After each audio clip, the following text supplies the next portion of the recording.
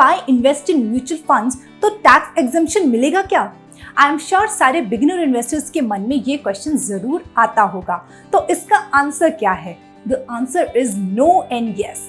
No, because not all mutual funds give you tax exemption, and yes, because there is indeed one mutual fund category that does give you tax exemption. तो ये कौन सी category है?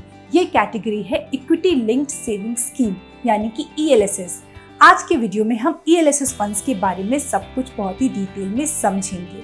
I am Aparajita, a certified financial planner and a financial journalist, and you are watching Kuvera YouTube channel.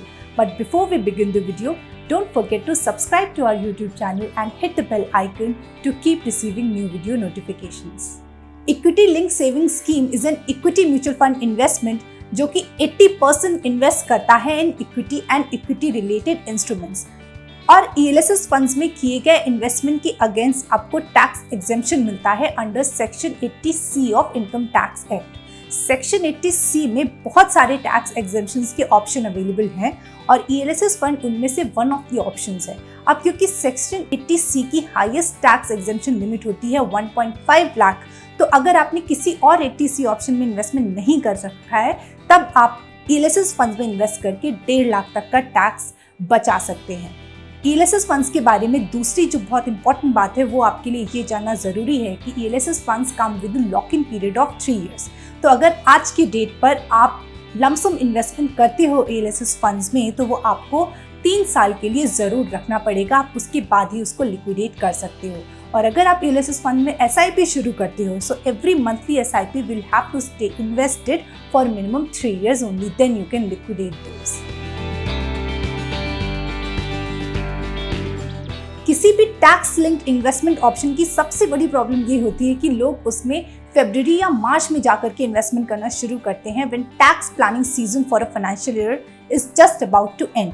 But this is the wrong approach and talking specifically about ELSS funds, आपको इन funds में अप्रैल onwards investment शुरू कर देना चाहिए, आपको SIP शुरू कर देनी चाहिए। And every month when you do your SIP then for 12 months there will be 12 SIPs और उसका जो टोटल अमाउंट होगा उसके अगेंस्ट आपको सेक्शन 80C के अंडर टैक्स रिडक्शन मिल जाता है, टैक्स एग्जेम्पशन मिल जाता है and that is up to 1.5 lakh. इसके अलावा आप लमसम इन्वेस्टमेंट भी कर सकते हैं, लेकिन लमसम इन्वेस्टमेंट अगर आपको ELSS फंड में करना है तो आपको इस बात का ध्यान रखना है कि मार्केट हाईली ओवरवैल्यूड ना हो।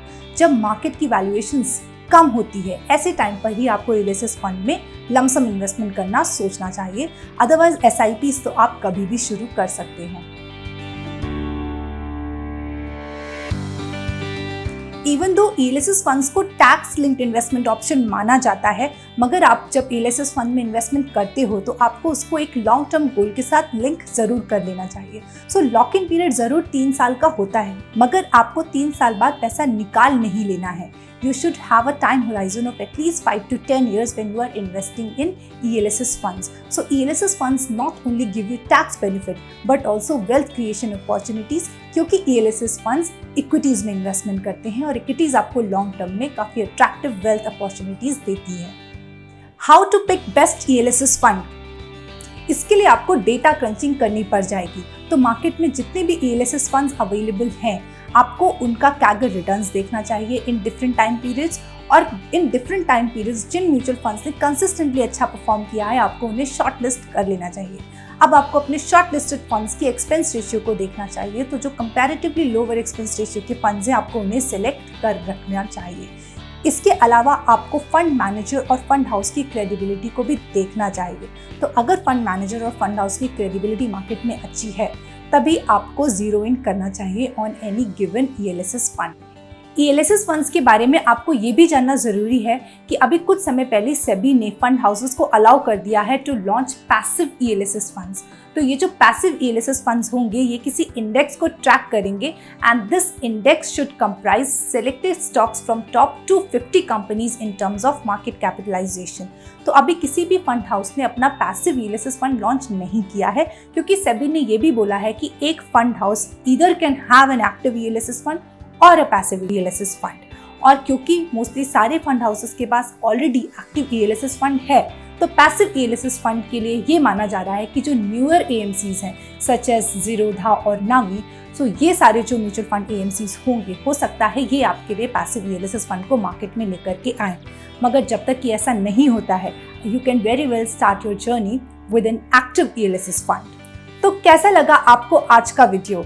क्या आपने किसी ELSS फंड में इन्वेस्टमेंट किया है या क्या आप ELSS फंड में इन्वेस्टमेंट करना प्लान करने वाले हो? ये मुझे कमेंट्स में ज़रूर बताइए और आप अपनी क्वेरीज भी मेरे से ज़रूर पूछ लीजिए। Now don't forget to like and share this video. Now personal finance और इन्वेस्टमेंट से जुड़ी बातों को समझने और एक समझदार इन्वेस्टर बनने के लिए subscribe to Kuvera YouTube channel, Kuvera your safe space to invest. Download the app from the link shared in the video description.